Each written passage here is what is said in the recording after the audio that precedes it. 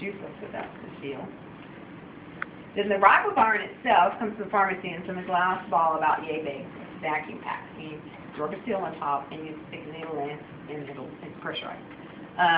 So it's dry, flaky, powder-looking stuff. So you take and drop some sterile water from a little bottle, you squirt it in there, and then you have to shake it for something 3 to 5 minutes. So all of that powder is dissolved in the water. Okay. Then you open it up, you drop that bottle stuff into here, and then you fill it up to the fill line, which is 300 mils with sterile water. Okay. So you've diluted it now. Make sure the seal's in there. Put that in there. Put this in a little holder area here. And then these snap in only one way. It won't let you do it wrong. This has a little bit bigger diameter, goes in here. Until it clicks. Same over here. Now, the manufacturer says specifically what size. It shoots out a little circle, 2 circles actually here. And all I want you to know is that if you don't see a circle of mist on the side, it's not working. And you've got the seal or your flow, like you're calling or something. Okay, it's usually something very simple to create. But just make sure it has 2 little dots where the mist comes out and it shoots out. See those little holes in that metal piece there? That's what creates the work. On the side. And then your drying chamber goes on, and these have rubber seals as well. Seals in there, that goes there. Alright? So that's it for the internal part. As I said in the front, you have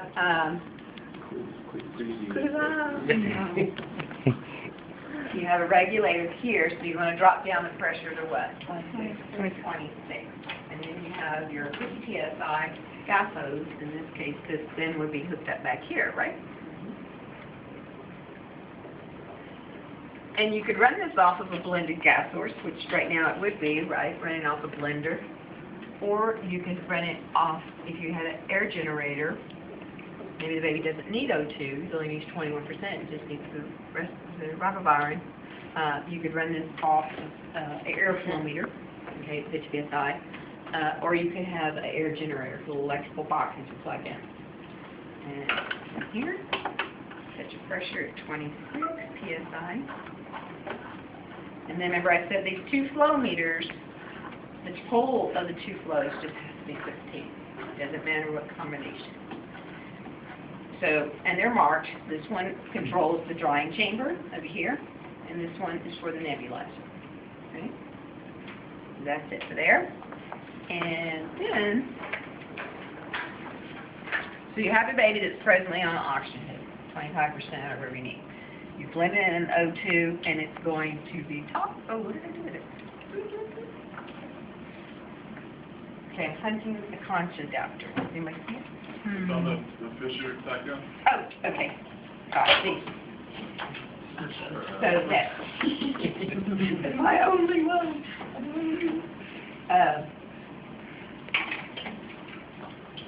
Okay, so this is just the regular hood. Has a baby cruising on their hood, chatting fine. So then they order reps again, and so you mix it up, you put it in the nebulizer, you make sure there's flow coming out. Now, what you're going to do is key this in to the Gaus, to the hood. See this report? It comes off in adult ventilator. How it works. Just say we're keying in with a wide, because this is a wide, right? Alright, now we have this little fix here for this. You don't need this little piece, chunk that, or keep it for later when they come off of the ribovirin. Now you're going to reverse these 2 pieces. So the right now is on the outside and your elbow is on the end. Does that make sense? Mm-hmm. So now, let's put it over here.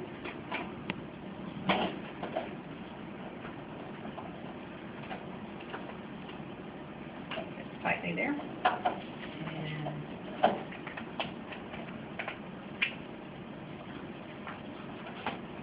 voila. There you go. So you've got flow from the nebulizer and the gas, going the gas drying chamber coming out of here. That's going here, and your heated aerosol oxygen is coming in from the heated humidifier here. Okay. Everything else here remains the same.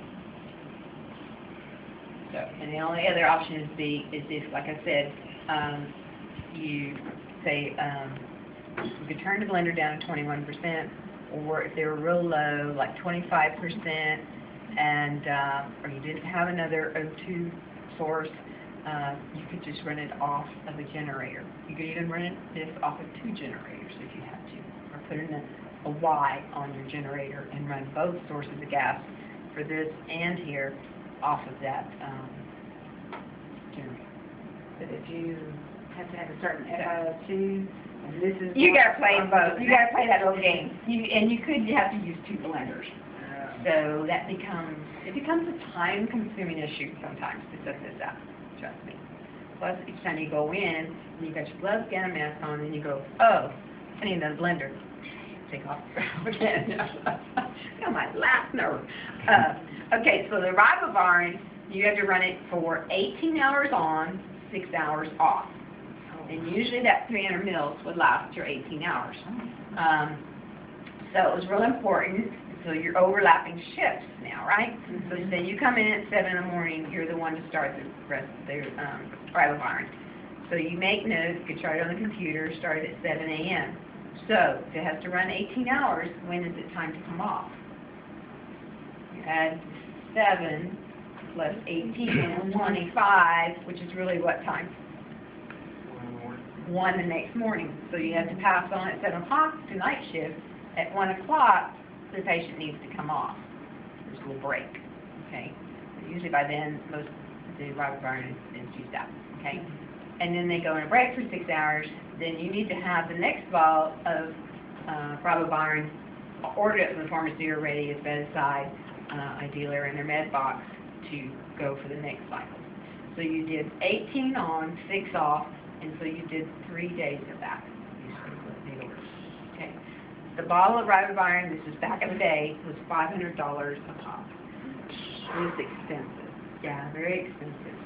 But like I said, now we've determined that the bad side of the effects is worse than the benefit. So very rarely do you see it. I haven't seen it given in a long time for that reason. And it causes bronchospasms. We found that later.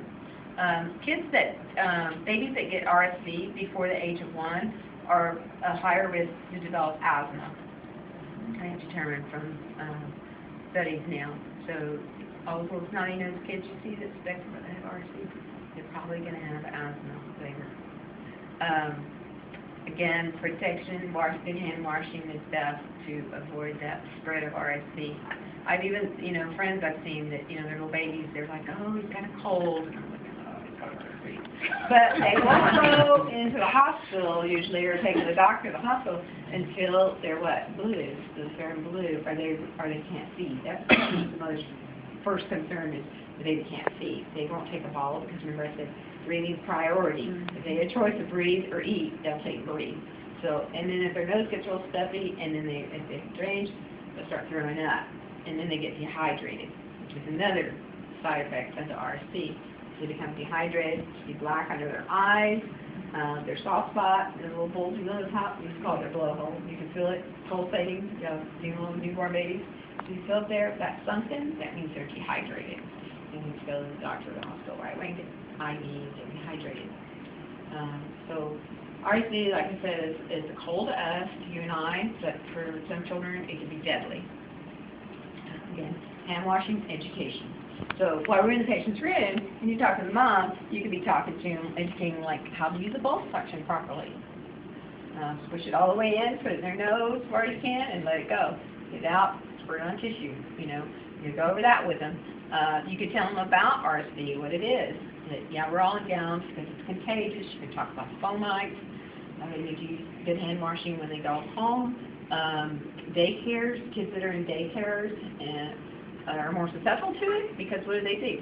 They put kids on a little mat to play or whatever, and everybody's crawling, touching the toys and putting it in their mouth, and the next kid touches it, and the 3-year-old sibling gave it to this one, and now everybody in the daycare got it. Yeah. Okay. So if they don't use this, what would they do to treat the child? They are treating the symptoms, meaning they're going to treat the hypoxemia, and if they're dehydrated, give them IV fluid and let it run its course, so to speak. Yeah.